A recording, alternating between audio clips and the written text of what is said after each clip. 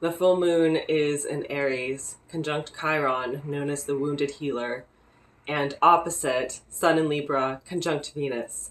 This means that we are dealing with relationship traumas and we have yet another opportunity to heal.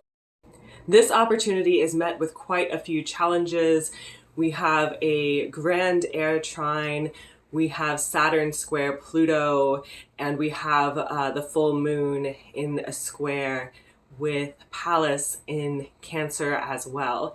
So with all these challenges, we also have opportunities to ignore the challenges and choose the easier route, which might also enable some of the behaviors that have caused us pain, that have brought us into bad relationships and bad situations.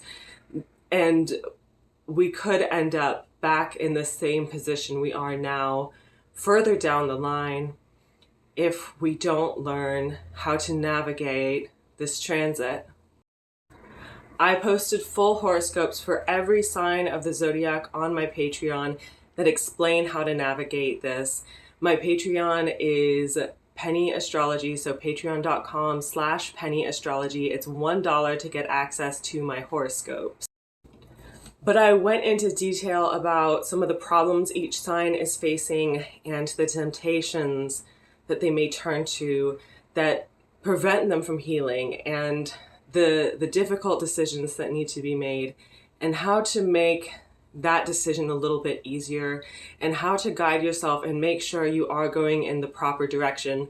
One that leads to your healing, one that does not perpetuate toxic cycles, one that does not cause additional stress during this full moon, which is already a very emotionally devastating full moon for a lot of people. It's very emotionally stressful, and we have this huge task to face with finding our inner healing and saying no to those patterns of abuse, even if it's us abusing ourselves or allowing other people to talk to us in an abusive way.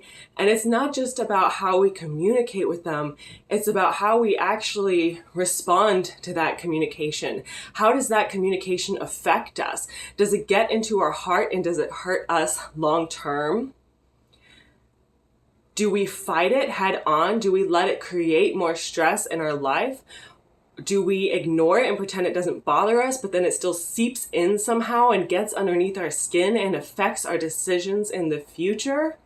These are all things that we need to know and we need to be aware of, and that is why I wrote horoscopes for each of the signs.